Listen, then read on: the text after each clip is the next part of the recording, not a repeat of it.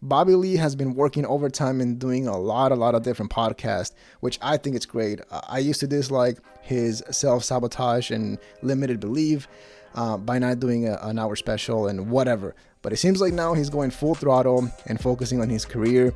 And just recently, a few days ago, he was on Bert Kreischer's cooking show along with Mark Norman.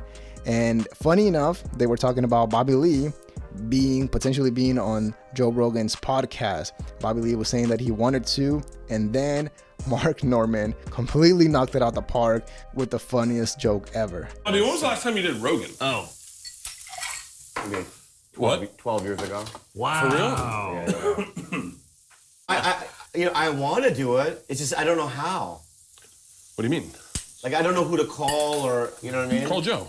Just a smooch. Yeah, I don't know. Call Joe. Hey, can I get a liquid death seltzer?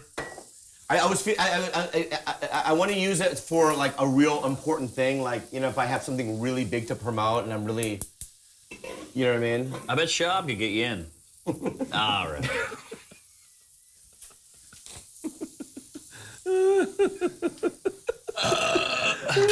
It's a good one.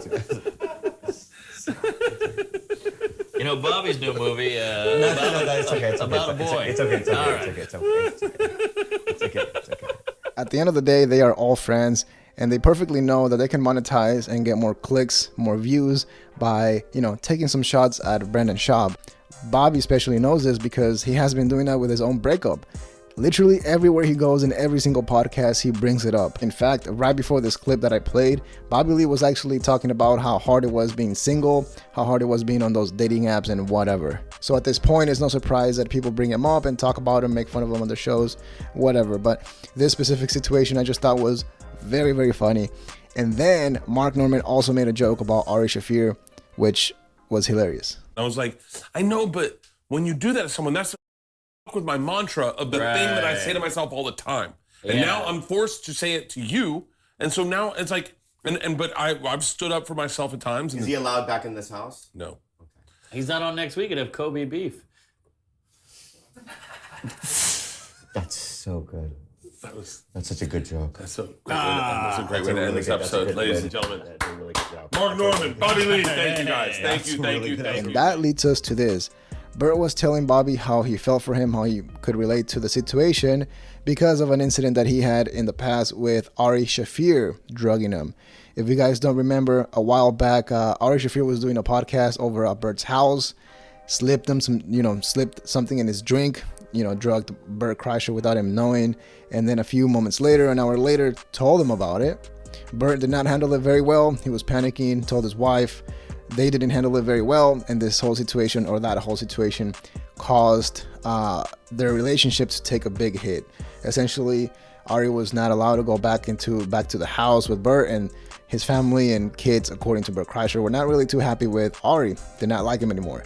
So, it is a very similar situation because him and Bryan Callen are no longer friends, and things were about to get very, very nasty back when the whole situation happened. But there is something that people don't talk about whenever Bobby Lee gets asked about the drama or whenever Brendan Schaub gets brought up, because what everybody ends up telling Bobby Lee is that they are on their side and that they also think that, Brendan Schaub's reaction was over the top and unnecessary, which I completely agree with. I think Bobby Lee is 100% not responsible for anything in this situation specifically.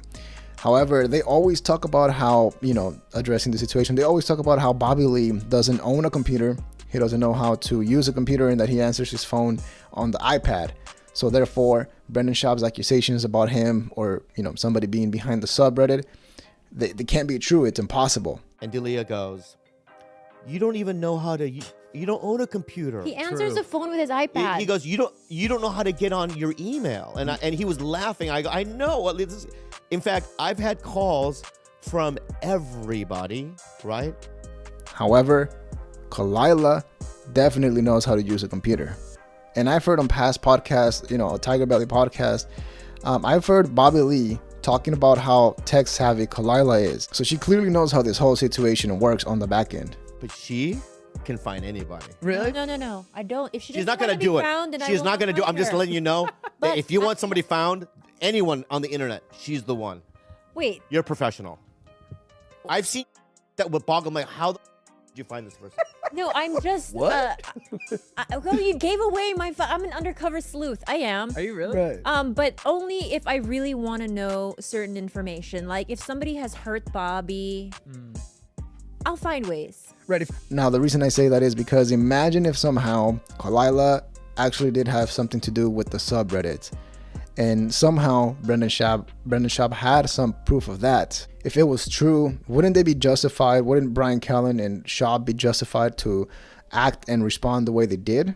Because keep in mind, Schaub's strongest argument when he was over on the Tiger Belly podcast addressing this whole situation was that as soon as he started looking into the subreddit and investigating and calling people out, the account that was linked to being the account with the most amount of postings and engagement in that subreddit completely disappeared. It evaporated, essentially implying that as soon as Brendan Schaub started looking into it, that person disappeared.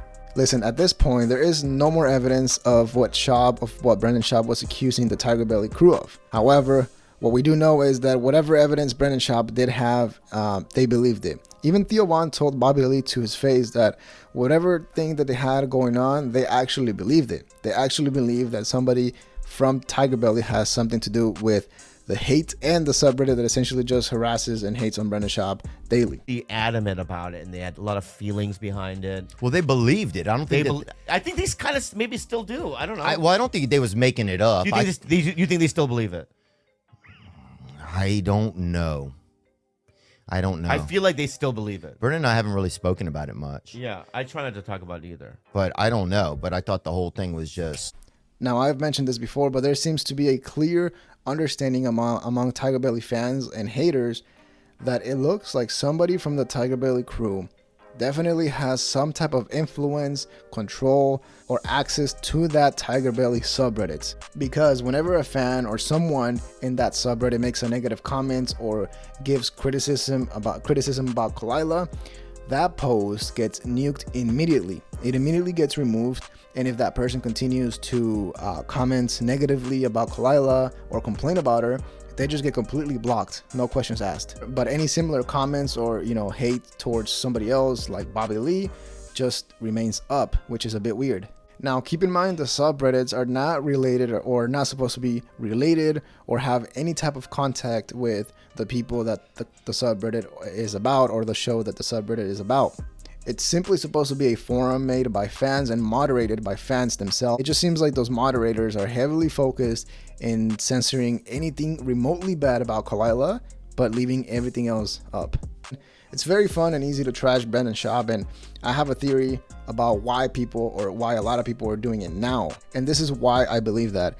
If you guys don't know, if you guys are not aware of, the Fighter and the Kid subreddit is essentially a forum made of 90,000 people that are strictly there to make fun of Brendan Schaub, which is completely insane. I think it doubled in size this past year. Just for reference, Joe Rogan, who has one of the biggest platforms out there and is the biggest name online, has a subreddit with almost 800,000 members.